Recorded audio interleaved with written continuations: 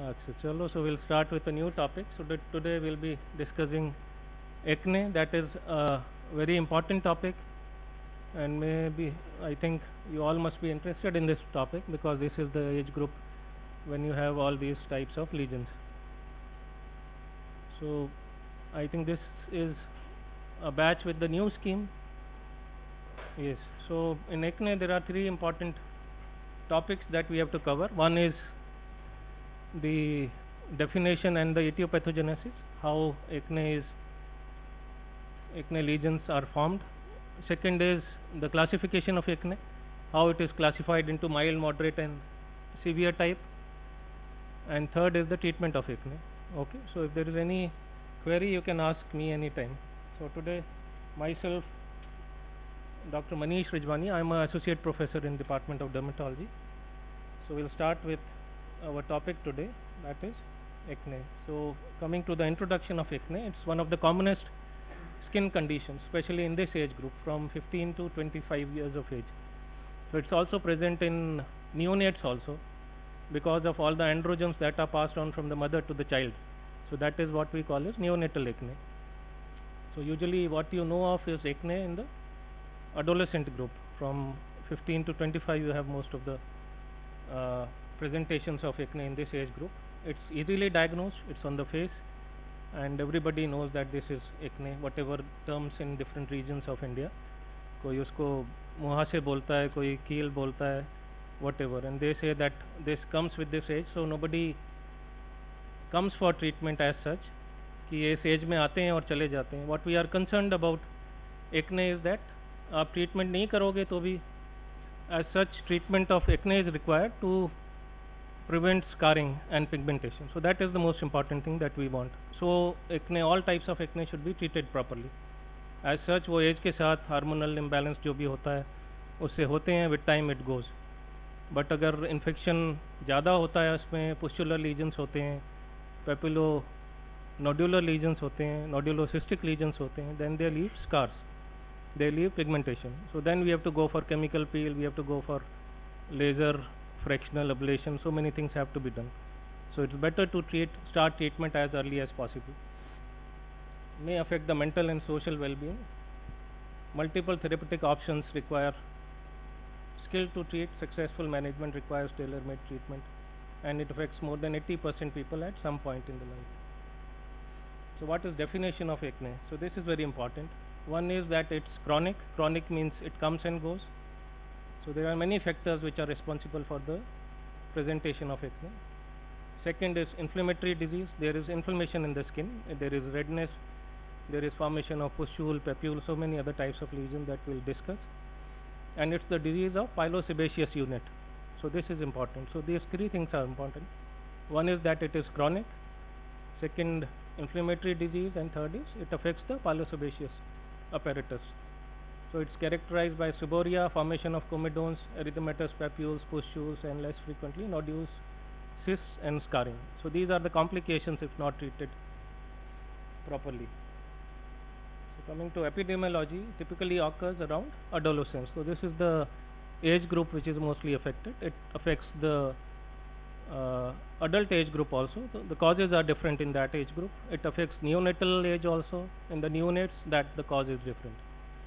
Can present in neonate, can persist beyond adolescent in susceptible individuals.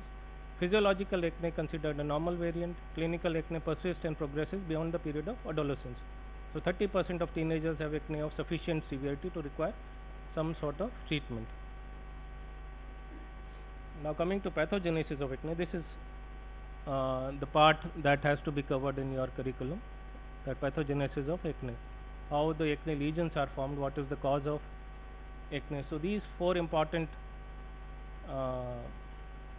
pathogenic mechanisms are there that leads to formation of acne.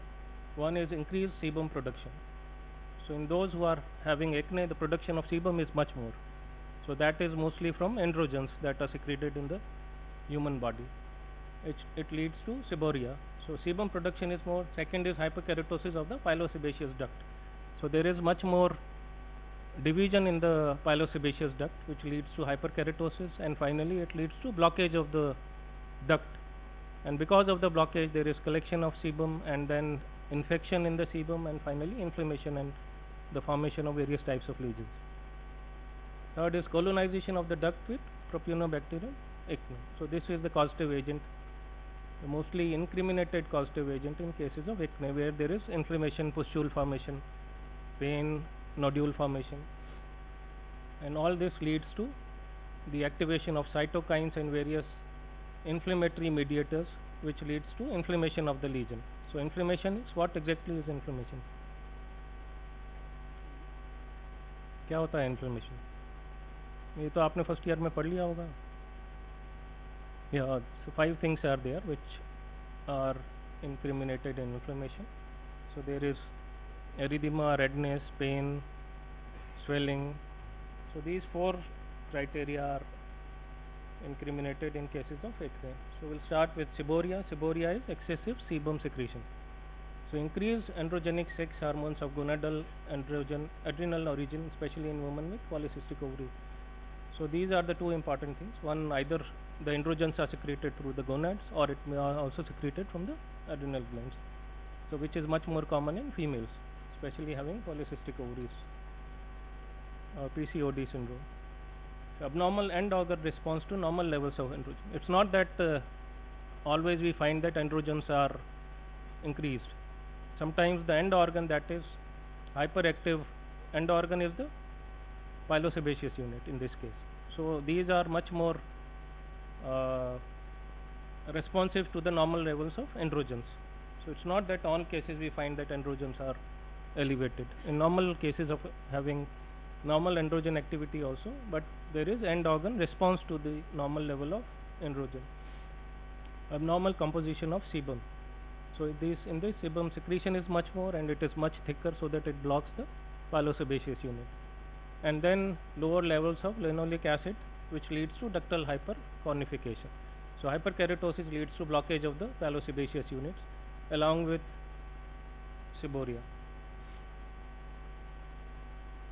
Then comedogenesis, how the comedone is formed. So this is the most common lesion in cases of acne. So there are various differential diagnoses in case of acne. So we will not discuss much of differential diagnosis because it will lead to confusion. As such, there are so many presentations which are similar to acne. So the commonest thing that we find in a case of acne is comedone. So if you find a comedone, that is most probably the cases of acne. Abnormalities in proliferation and differentiation of ductal keratinocytes, retention of hyperproliferative ductal keratinocytes, and increased cohesiveness of ductal keratinocytes. So these leads to formation of microcomedone, which is the precursor of all the acne lesions. So all the acne lesions starts with this blockage, which we call as comedones. So there are 2 types of comedones. आपको ये तो पता ही होगा सबको ना? Which 2 types are commonly found? हाँ? बताओ. All must be having acne. नहीं है acne किसी को? 90% को acne होगा at this present moment. This age, this is the commonest. और comedone आप नहीं बोलते हो कि white heads हैं, black heads हैं. So these are comedones. White heads and black heads that we find, these are without inflammation. This is the beginning of the formation of acne lesions. Then comes the infection of the sebum or the collection, and the responsible or incriminating agent is propionobacterium acne. So it's a resident aerobe. As such, resident aerobes, anaerobe means resident anaerobe means. So this is present in everybody. So if it multiplies much more, so this is the resident anaerobe means propionobacterium is present in everybody, but it doesn't multiply. It needs a proper medium to multiply. So in this cases where there is collection of sebum and blockage of pilosebaceous unit, it leads to multiplication and finally leads to inflammation and various categories of acne, mainly the pustular form. So inflammation is much more after the infection of propionobacterium acne. It hydrolyzes the triglycerides in the sebum to produce free fatty acids, produce mediators of inflammation. So this leads to secretion of various cytokines which leads to inflammation, and cell wall of Propionibacterium acne is a potent chemoattractant. Then is inflammation, because of all this that we have gone through, the hyperproliferation, sebum collection, infection of the material, and which all leads to inflammation. So these cytokines are produced by sebum and ductal keratinocytes. P. acne and free fatty acids also contribute to the inflammation.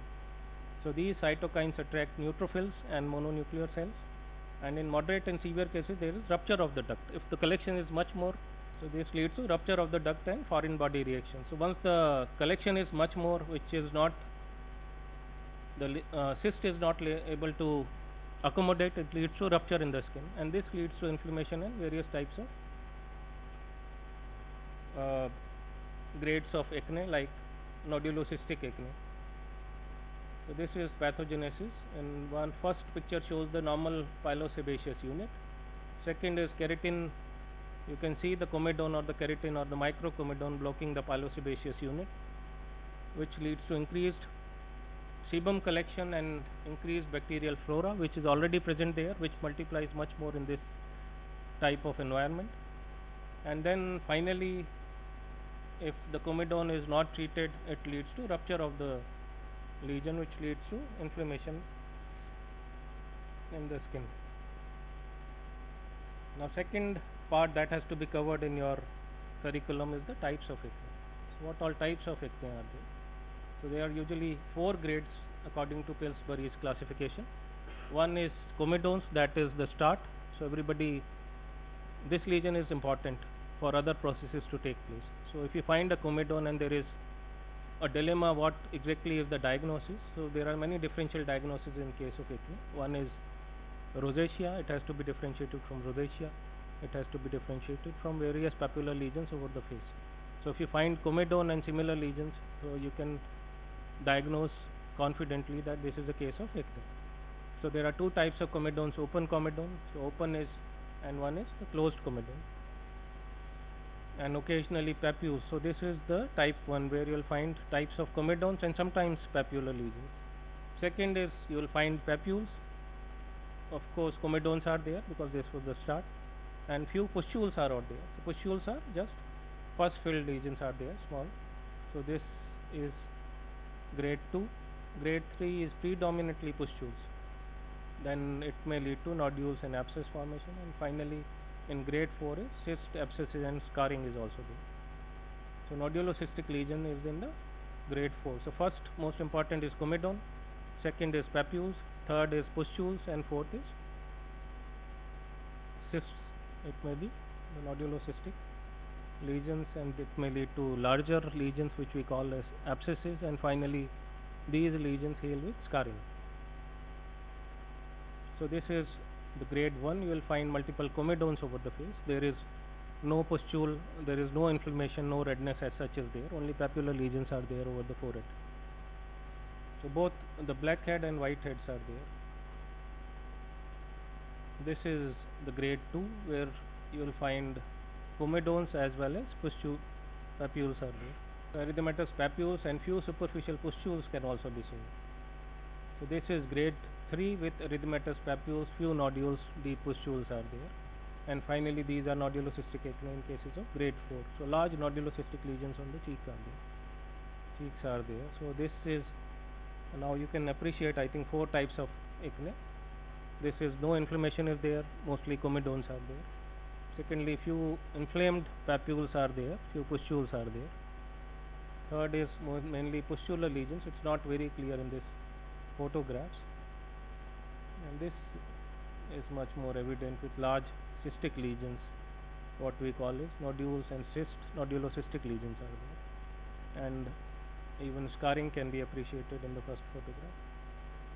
So scarring is a consequence of abnormal resolution of wound healing. So this is the dreaded complication that we ask the patient to get treated for initially, so that you will not end up into hyperpigmentation and scarring.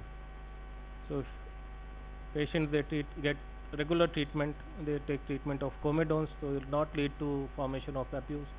If you take treatment in cases of papules, it will not lead to pustular formation, and finally nodulocystic acne and scarring.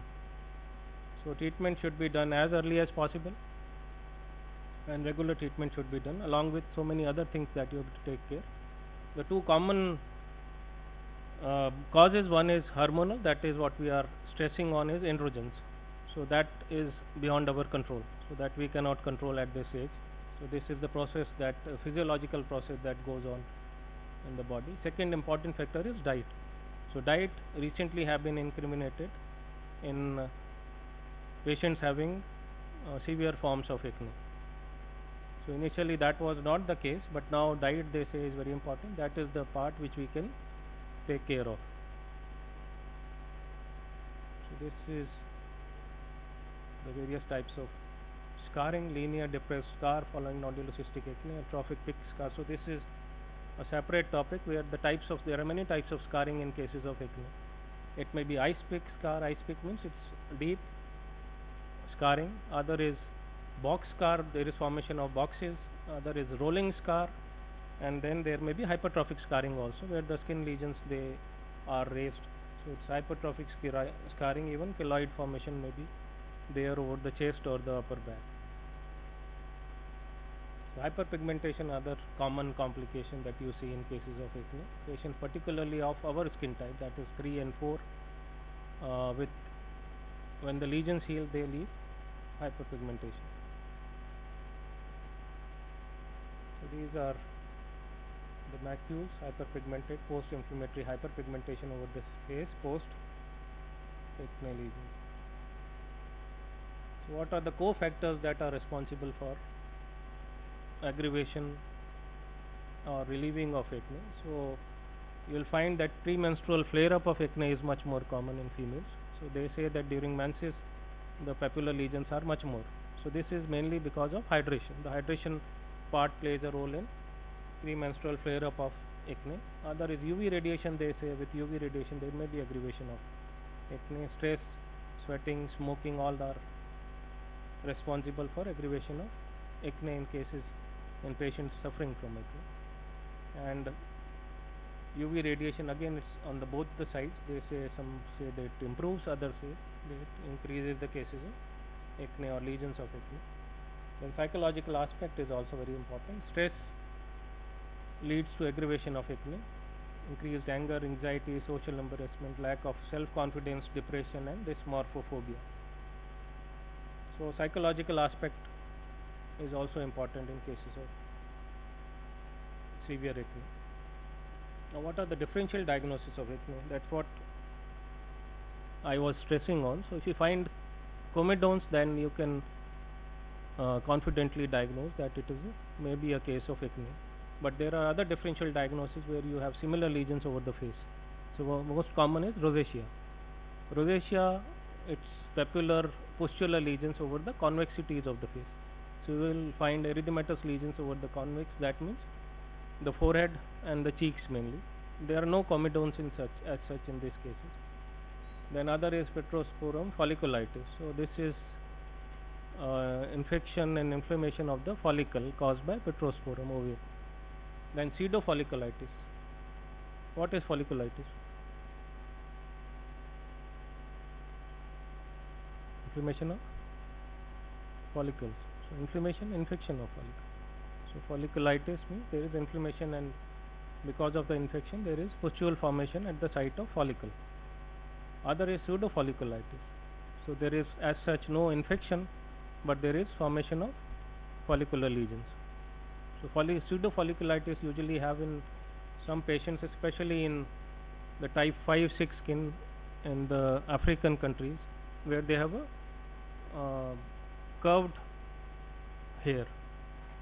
So we usually have straight hair, so there is no inflammation as such. So curved hair, usually in the beard area, they come out and then they again pierce the skin. This irritates the skin and leads to formation of folliculitis. This is what we call a pseudofolliculitis. So the etiopathogenesis is different from folliculitis. Then melia formation is there. So you will find whitish papular lesions over the face, near the eyes especially. So these are melia. This is just collection of the epidermal component. It has nothing to do with follicle, pilosebaceous unit. Then plain warts are there. What are warts? What's तो सुना होगा आपने, जोर से बोलो, don't worry, गलती होगी और क्या, this is exam is not going on. What's क्या, what you get by the term what's, किसी को नहीं पता है? What's is a common term, everybody knows. एक जना तो बोलो। It's is it a infection? नहीं पता किसी को? It's a viral infection of the usually herpes is different. Which type of virus? What is caused by? Human papilloma virus. herpes virus तो अलग है। herpes क्या करता है? हम्म, मन मन में नहीं बोलो, पड़ोसी को थोड़ी सुनाना, जोर से बोलो। गलत होगा तो होगा, क्या होगा? जब इतनी लेट आपको अंदर आने दिया है तो बाहर थोड़ी निकालेंगे। बताओ क्या? वर herpes, herpes everybody knows herpes. herpes zoster, herpes simplex, herpes labialis, so many types of herpes are there. Simplex is there. So herpes simplex causes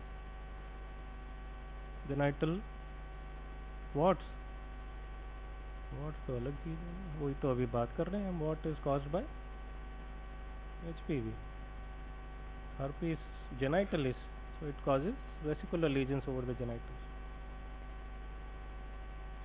Other common, much more common than the genital infection. Herpes labialis, you will find vesicular lesions near the lips. This is what we call as herpes labialis, which is caused by HPV virus 1. Usually 1 causes infections above the waist और waist के नीचे herpes 2, herpes virus 2. HPV causes warts, and the warts over the face may have to be differentiated from acne. So similar lesions, papular lesions are there over the face. Then plain warts, then tuberous sclerosis. Tuberous sclerosis में क्या legion होते हैं face पे?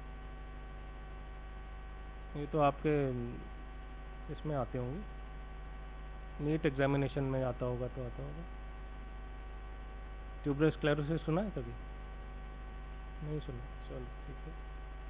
Acne scarring में भी mistaken for acne keloidalis, varioliform atrophy and porphyria cutanea tarda. So will not go into these terms, आपको acne पता लग जाए वही बहुत है। So this is rosacea, so you'll find that erythematous papular lesions are there over the convexities, mainly of the cheeks and the forehead, over the nose. So there are no comedones as such in this case.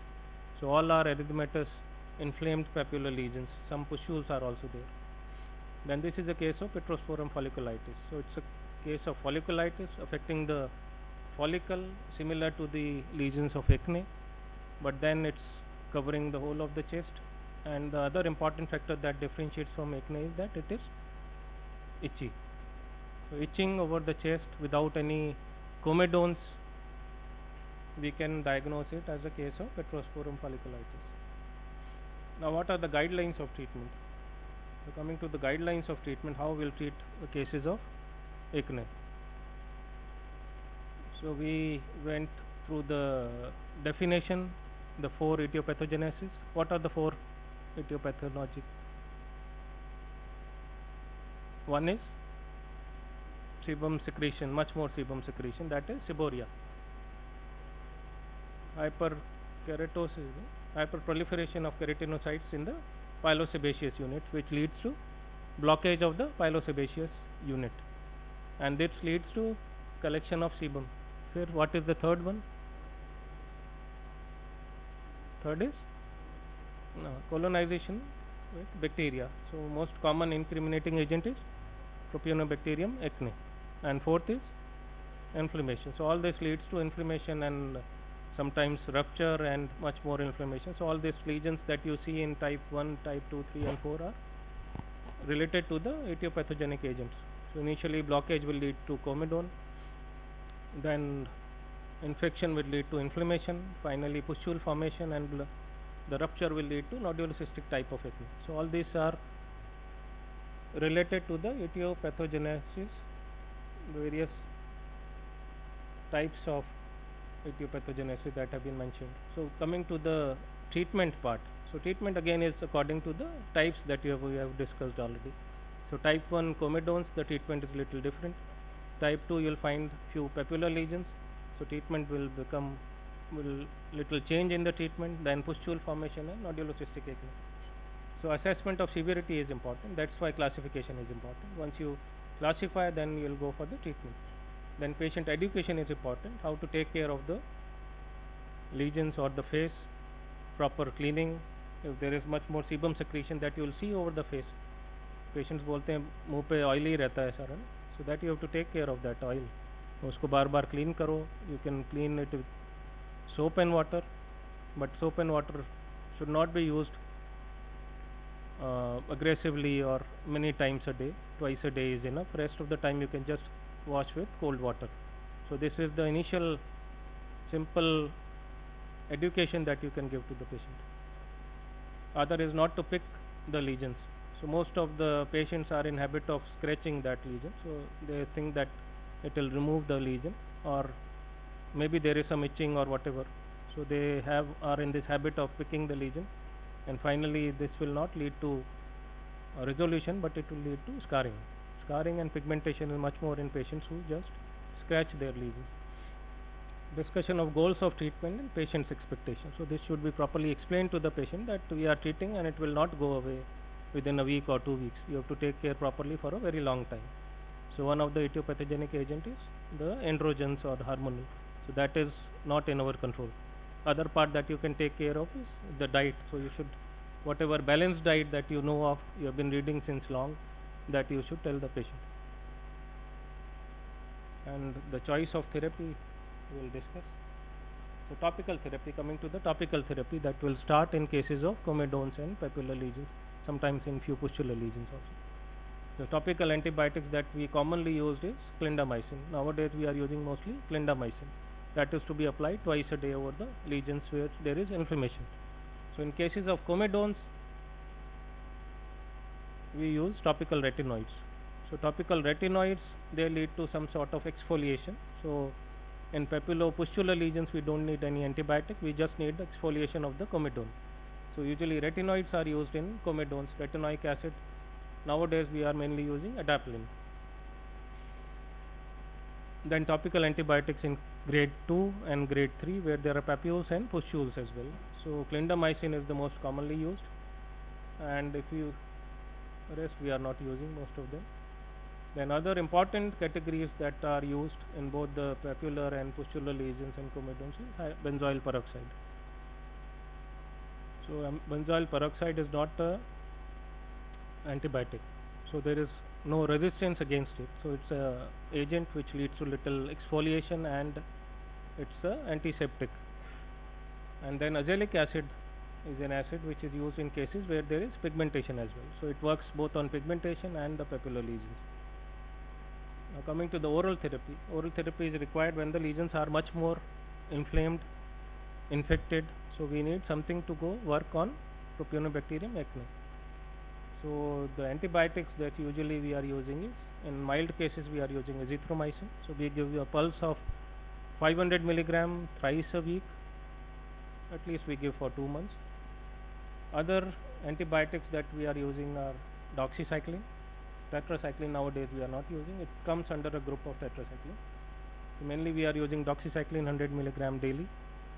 Then minocycline recently we are using much more. That is 50 milligram BD. And others are used when we are not able to cure with these antibiotics. So sometimes we need trimethoprim, sometimes we are using dapsone. So dapsone topical is also available nowadays, but this is for resistant cases of acne where we are not able to control with topical and common oral agents. So hormonal therapy is required when the main incriminating is androgen, especially in adult acne. So usually 15 to 25 we are able to treat with all these modalities that I mentioned. So if in adults, if we have acne after 25, so foremost cause is the hormonal. So hormonal control is required in such. So anti-androgen, what we are using is cyproterone acetate. So this is a part of oral contraceptive pill.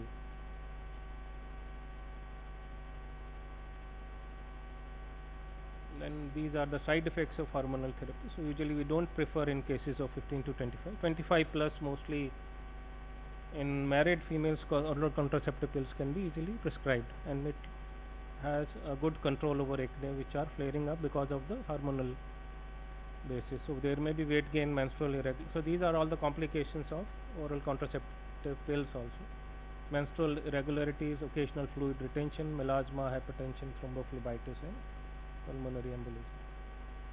So another drug that is a drug of choice nowadays in grade 3 and grade 4 is isotretinoin. So this is the only agent which works on all the four etiopathogenic principles that we have discussed. So it's 13-cis retinoic acid. It's a vitamin A derivative. So mechanism of action, it covers all four of them. So decreases the size of sebaceous gland. So it leads to the decrease of hypersecretion that we see in cases of acne. 80% reduction in sebum is there. Alters the composition of sebum, so it becomes much more fluid so that it is secreted easily. Reduces comedogenesis because there is no hyperproliferation and the blockage of pilosebaceous unit, and lowers P acne concentration and has anti-inflammatory activity. So this is mainly indicated in nodulocystic or severe form of acne, and other types of acne that we have not discussed because I think it is not covered under your curriculum. So there are many types of acne. This is the commonest acne that we are discussing. So which common one usually we call it as vulgaris. So this is acne vulgaris which we are discussing about. There are many types of acne which includes pyoderma facial, acne recalcitrant to routine therapy, excessive seborrhea, depression, dysmorphophobia. Dysmorphophobia is, what is dysmorphophobia?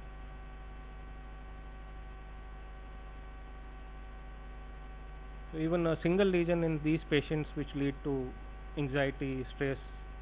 So this dysmorphophobia means you are not happy with your face. Whatever, maybe sometimes in males you will find many lesions and they are not concerned at all. They don't come to you for treatment. They come for something else, and we say that you have acne. They say it's okay. So they don't go for it. And we get females with a single lesion more concerned about this lesion. So this is the difference. This is what we call it dysmorphophobia. So they present early because they are more concerned about their facial appearance. Then acne conglobata is a form of acne where severe nodulocystic acne lesions are there over the trunk, over the back, even up to the buttocks. Usually acne you get on which parts of the body? Face, then upper back and the chest. So these are common, or even shoulders also sometimes. So shoulders you will get, upper back, chest and the face. But in other types of acne you get over the whole of the back, even reaching the buttocks, where you will find nodulocystic acne, a lot of scarring. Scarring is one of the common features of acne conglobata. The dose of isotretinoin is 0.5 to 1 milligram. Usually we have to complete the dose of 120 to 150 milligram. The whole course should complete around this milligram. Side effects, the most common is and most dreaded is teratogenicity. So this is very important, especially in married females. There, while taking isotretinoin, there should not be any sort of pregnancy. That will lead to the defects in the fetus. So this is a very dreaded complication, and usually we are taking consent when we are giving isotretinoin in females. So consent, where it is mentioned that you have to take care of pregnancy, and those who are already married should use two types of contraceptives along with isotretinoin if it is required. Then the commonest side effect is dryness. So it leads to dryness of the lips, dryness of the eyes. So we have to take care of the dryness with emollients and sometimes tear drops in the eyes. Then neurological complication is pseudotumor cerebri, optic neuritis, depression, mood swings, arthritis, myalgia, and acne flare. Initially it may lead to acne flare and then usually it subsides. So proper counseling is important when we are prescribing isotretinoin. Now, what are the physical modalities? So these were the all medical modalities. The physical is some sort of procedure that you go for in cases of acne. One is comedone expression. There is a comedone expressor. There is a small instrument which we remove the comedones from the face. So it's just blocking, clogging the pore. So we just initially the ideal procedure is to take some steam, and then with the comedone expressor we just press the comedone and it pops out from the follicle. Then superficial electrocautery. Sometimes we are usually not doing electrocautery in cases of acne. It may lead to scarring or pigmentation much more. Aspiration of cystic lesion. If cyst is much more bigger, then it's useless to give antibiotics because it will take a very long time. So you have to release the cyst, the pressure or whatever collection is there in the cyst. We just aspirate the material that is present in the cyst, and then we instill low dose steroids so that inflammation subsides and there are less chances of scarring. Sometimes we do intralesional steroids. That's what I was mentioning, especially in case of nodular cystic acne. We aspirate and then we instill steroids into the cavity so that inflammation subsides and there is no scarring. Sometimes cryotherapy is given, and alpha hydroxy acids, these are the acids which we use in chemical peeling. Newer options, one is photodynamic therapy, usually with the blue red light. So photodynamic therapy is the light which acts on the propionibacterium acne and kills them. So through the light we can, without antibiotics, we can try to manage propionibacterium acne. So their subsidence will lead to decrease of acne lesions.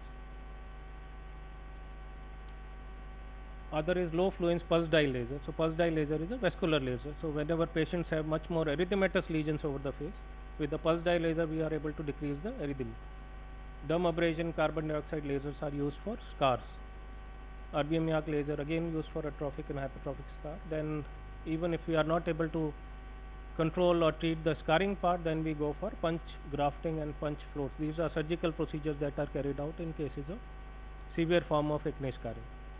The new anti-inflammatory agents such as 5-lipoxygenase inhibitors can be used. Now, acne treatment plan: topical therapy only for grade 1 and 2, oral antibiotics in moderate to severe acne. Combination of topical retinoids improves efficacy, and with benzoyl peroxide decreases resistance, that we have already discussed. So usually important thing is that it's not a 1 week or 2 week therapy that is to be given to the patient. So you should prime the patient that it will take at least 3 to 6 months to control acne. So you have to take a long treatment. Any treatment started must be continued for at least 6 weeks. So usually patient within 15 days they come that it's not working. So it will not work. You have to take at least 6 weeks any treatment. This is for dermatology in any case except for bacterial infection. You have to take treatment for at least 6 weeks to get a good response. So same is the case in acne. And advise on potential side effects. This is much more common in cases of isotretinoin. Systemic tretinoin, isotretinoin is indicated in severe nodular cystic acne, acne conglobata, recalcitrant acne. Hormonal therapy is indicated in patients with moderate acne who also need contraception. So we are using contraception in both acne and as a contraceptive. Encourage compliance. Poor response to therapy. So why sometimes the patient come and that the lesions are not improving? So what are the causes of this? One is poor compliance. Patient is not taking treatment, so he takes or she takes for a week or 2, and if it is not improving, they stop treatment. किसी को बाहर जाना है? जा सकते हो. You can give attendance, and जिसको जाना है can are most welcome to leave the hall. Attendance हो गई है इनकी? किसी को जाना है तो देके जा सकता है. Anybody? बता के आप you can go out. Then inadequate instructions are important. So instructions by the doctor are important. So counseling is very important, and how to take the drug. It will take at least 3 to 6 months. So all this counseling initially is very important. Otherwise, patient will not take the drug more than 2 weeks. Side effects should be explained up to a limit, especially in cases of isotretinoin. This is very important. Then resistance to acne can be there. So we have to change the drug. Antibiotics, especially inadequate dosage. Sometimes they give mini dosage which will not work.